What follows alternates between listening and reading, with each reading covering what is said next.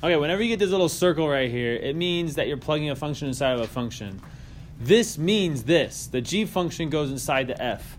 What I normally show students is you can just put parentheses right here on that little circle to get what's on the other side right here. But all the parentheses are the same size, so it might look confusing.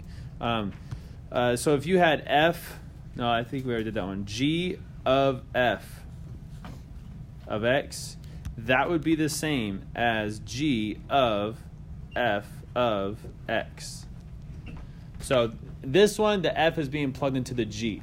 This one, the g is being plugged into the f. But this is all mumbo jumbo to me until I see examples. I don't know if you're like me. So let's see this example right here. Here's f of g, and they define for you what f is and what g is. So let's see what you get when you plug one into the other. Here is my f function. It says we're plugging g into the f, and so I'm going to write my f function first. So we're going to write parentheses plus 2. That's my f function, right? We have an x plus 2, something plus 2. And what is that something that we're plugging into the f? It is the g function, people. So we got to get the g function and plug it into that. What is my g function? It is 4 minus x squared. So we get 4 minus x squared. This equals f of g of x. And we can simplify this a little bit more. Those parentheses don't do anything, so it goes 2 plus 4, which is 6. 6 minus x squared. This is f of g of x. The g function plugged into the f function. All right, so in this one, we're plugging the f inside of the g. So for b, you're going g with f inside of it. All right, so what is g? What is g, yo? 4 minus something squared, right? When you see the x, just say something instead. All right, and what are we plugging into the g? X plus 2. So we're going to take that x plus 2 and throw them in there. All right, let's see, what is it? X plus 2. Oh, now don't kill puppies now. If you try to distribute this 2, ooh, your puppy just died. So we have 4 minus x plus 2 times x plus 2. That's what that squared means. Oh.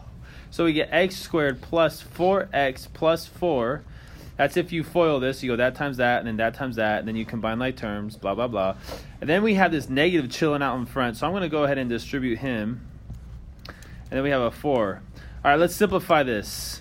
We have a negative x squared minus 4x. And then this guy cancels out with that guy because they're exactly opposites. So we got, what is that? G of f. Oh, it's important to make that an open dot. Of f of x equals negative x squared minus 4x. And letter B is finished. That's your answer for it. All right, for this next part right here, we're plugging in a negative 2. Now, there's two ways to do this. You can either, since we already did g of f right here, we can take that negative 2 and plug it right into the thing that we already got. So we can say g of f of negative 2. And we just have to plug in the negative 2 to it. And we get negative 4 plus 8. And so our answer is 4. Now there's another way to do this. Instead of simplifying this and then plugging in the negative 2, we could take that negative 2, plug it into the f first.